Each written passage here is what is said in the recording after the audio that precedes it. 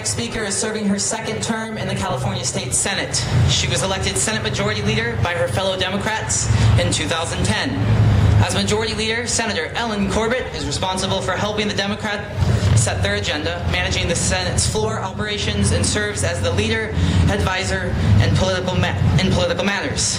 She's also a strategist to the Senate President pro tempore.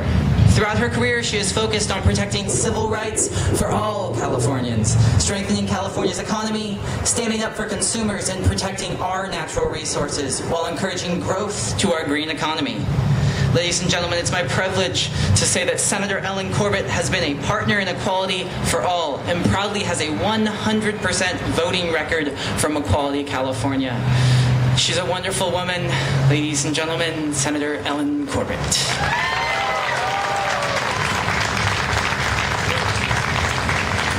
Thank you very much, Austin. Do we have a lot to celebrate today?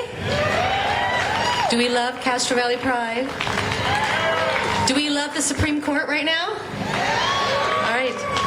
Thank you so much, Austin, for that introduction. And I'm so very happy to be here. And it's a great day in California, and we have so much to celebrate. I don't know where you were back on the 26th when the Supreme Court decided to strike down DOMA and also decided not to grant hearing on the Prop 8 case. But it was very early in the morning, as you know, since we do these things East Coast time. And I remember waking up that morning with great anticipation for many, many days and weeks. Those of us in the legislature were sort of handicapping what was going to happen, which justice was going to do what, would they come through, and what would that decision be. So we were waiting with great anticipation. And I want to talk a little bit more about those decisions, but first I just want to say that this has been such a journey over the last few years, and every single person here and people around the country have played some part in the change in history that we have been experiencing over the last few years. And the fact that we're involved in a historic civil rights change is really quite the amazing thing.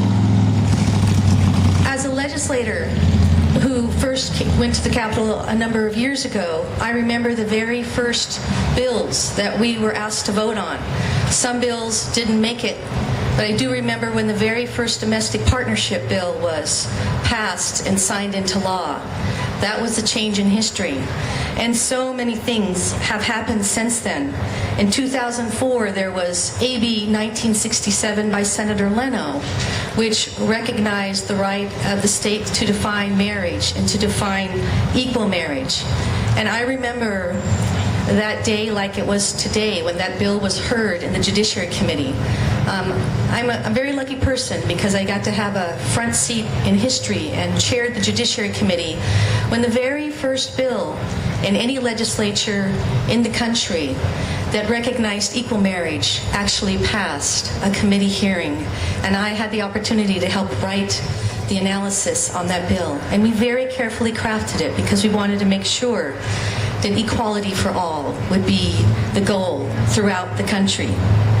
And I remember not too long after that, in 2008, when the California Supreme Court decided that equal protection protected all and that equal marriage should be the law of the land. And then, of course, after that, as we know, there were some changes. There was an election, and things changed once again. But that's why on June 26th, now 2013, all these years later, I was just overcome with happiness to know that the battles and the struggles that so many people have fought for were recognized, and that the U.S. Supreme Court also realized that equal protection means equal protection for all. What an amazing day. But the work that has been done here in Castro Valley with Castro Valley Pride is so much a part of that. This is the third year. I know those of you who are organizers remember the first year. It was difficult. There were there were some challenges with regard to making sure that there was the ability to get a permit to have such a gathering here in Castro Valley. And I remember that Billy Bradford and all the students who were organizing this event were not going to give up and they approached the Castro Valley School District, the superintendent, and the board. And they, of course, said, yes, we're going to have this gathering and we're going to have it here. So I think we should give a big round of applause to the Castro Valley School District for making this a priority for Castro Valley. So thank you so much for your work.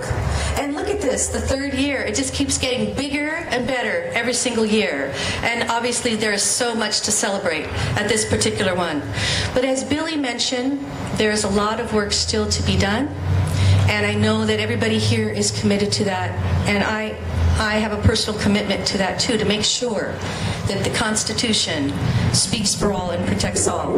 I wanted to speak just really quickly about a bill that was signed into law last year, and it was a bill that I carried, and it was a bill to require that when we put together information with regard to judicial appointments, that we would survey and we would find out information so that we would have the opportunity to understand how we can put more people from the LGBT community on the bench.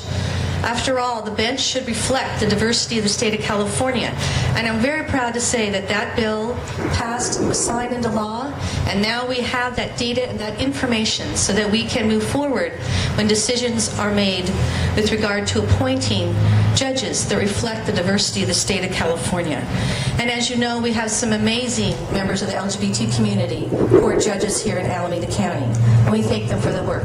And I was delighted to hear, I don't know how many, did any of you go to San Francisco Pride a few weeks ago?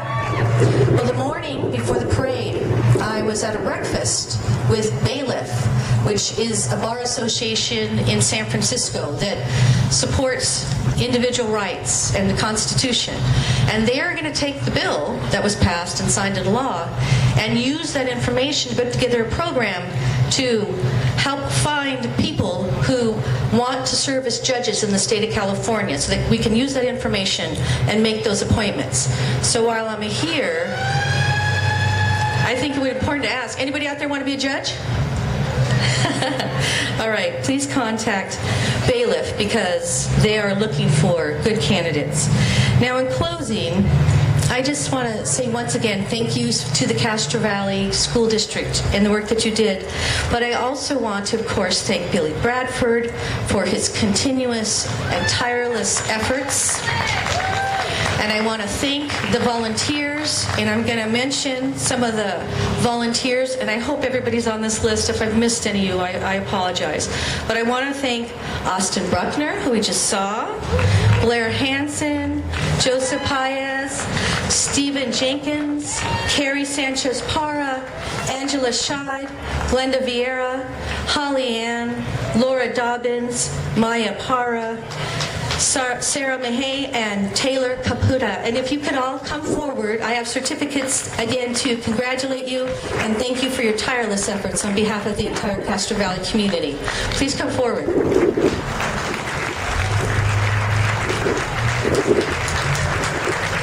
All right, big round of applause for all this energy.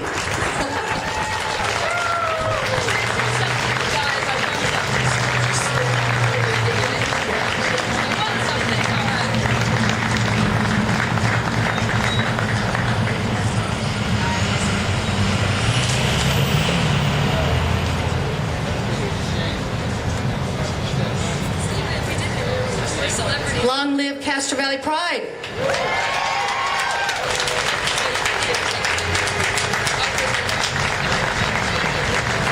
did I get? Where's my Secret Santa? Oh, I got yours. Oh, I got Carrie's. Sorry, she's still standing.